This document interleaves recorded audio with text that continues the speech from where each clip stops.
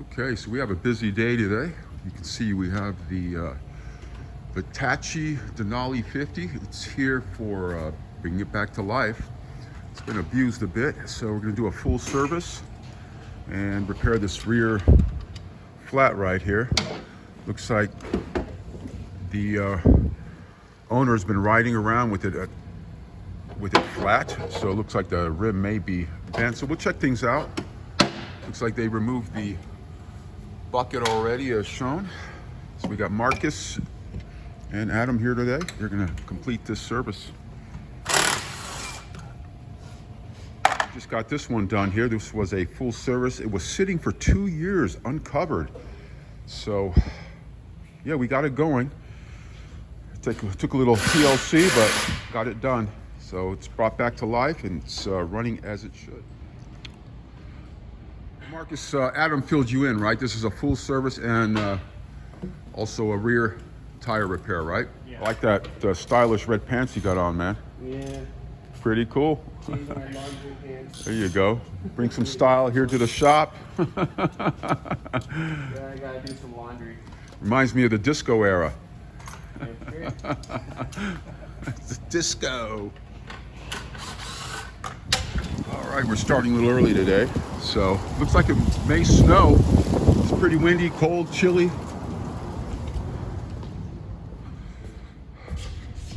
So what we have after the holidays here, we did have an arrival of another shipment. What do we have here so far? What's showing up on it? Is that rim work? It's just chewed right here. It's just chewed, but it's not worked then. No, not that I could see. Okay. Yeah, you guys, you got to take better care of your scooters out there. We've seen stuff that comes in like this frequently, actually. So, Seems to me like what's what chewed up here on the outer lip, right? yeah. On the rear side. Okay, on the rear It looks side. to me like the bead just broke on it. Maybe he hit something a little too hard. Okay, well, we'll see when we fill it up, see what's going on. That's the rear shoes here, drum brakes as they call them as well. The Hitachi Denali 50, you guys. Popular scooter. It's a good looking one. It might be easier to go under the tire. Not for me.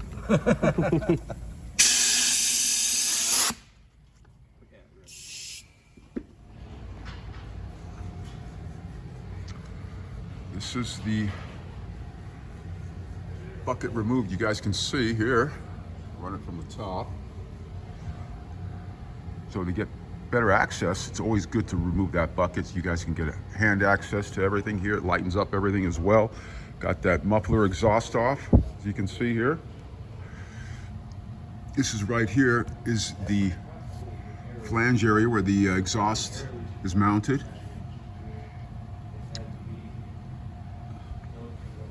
It's your oil check.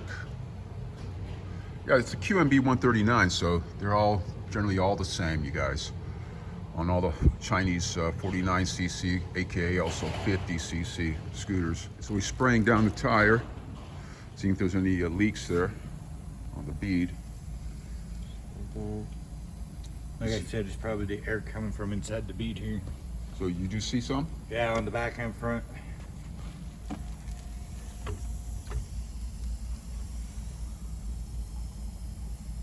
Oh yeah, yeah. Well, so it probably needs a new tire then, I'm thinking. Hey, you guys, so these are the probably the top of the line tires from Germany. And how do you pronounce that, Adam? Hindenau. Hindenau. Let's check it out here. 3.5 by 10. It's for the 10-inch. Most of all the Chinese ATVs here are the 10-inch wheel. It's very meaty tire. So we're going to replace it with a brand new one. So we do have some leaks here on the sidewall. So the owner really did a number on it. This right here is a Tao Motors 250 manual transmission, 2-wheel drive.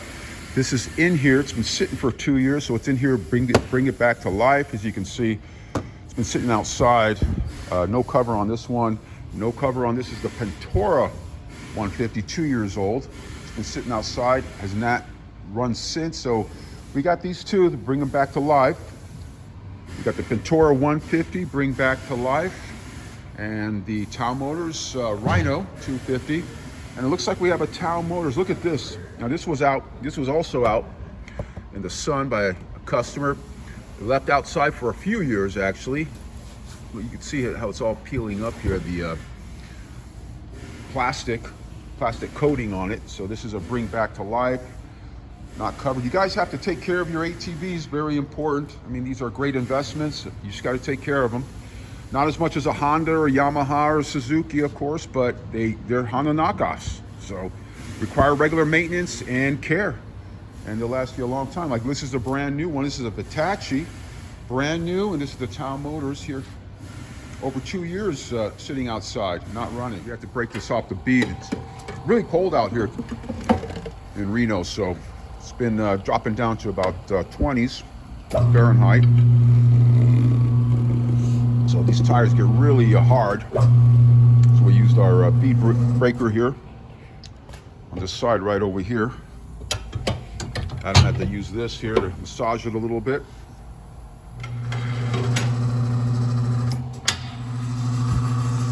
So Marcus is cleaning the rim. Getting any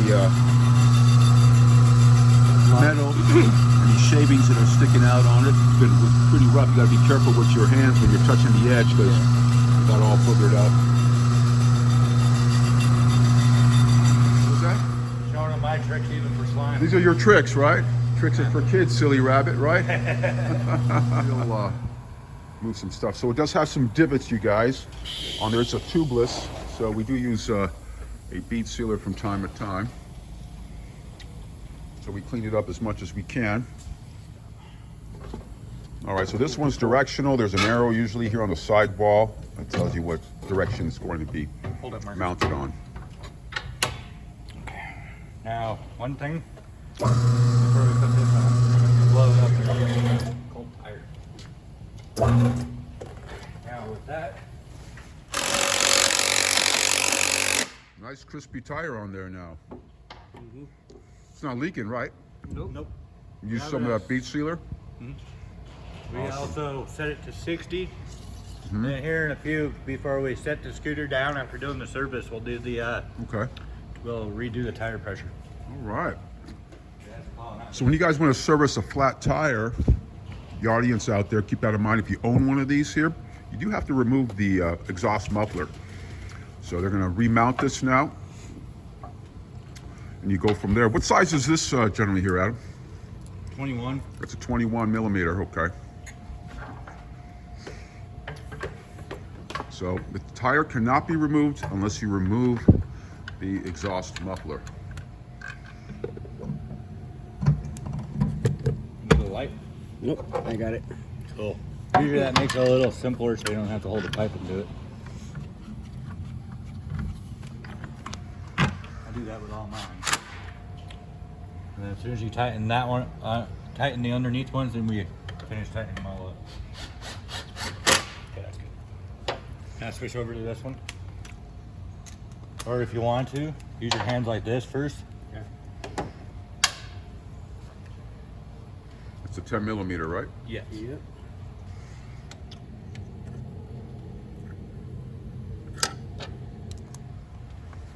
All right, so we got that wheel on with the new tire, and then it's in here for a full service. As you can see what a full service includes, you guys. So we remove all the guts over here of the transmission, and it's the variator right here, right? What else we have here, Marcus? Got the little fan. Okay, This is the this is where the rollers go. all right. It's That the goes variator on- cover there, where the guides are. And this sits right on here. All right. Bro, just like Got this. the little pin there. All Make right, sure that's good and tight in there. awesome. And that goes there, in which the belt then goes over here, and it goes up and down like that. Awesome. And then what do we have here? What is this here? This is the counterweight. Yeah, the flywheel there, huh? Okay. It looks so. We're gonna clean all this out, you guys. That's what we do. Also service the inside of the clutch. Remove this this nut right here, so we can get access to the inside of it, the sheave there area, and throw some grease in there. Make sure everything is opening and closing properly.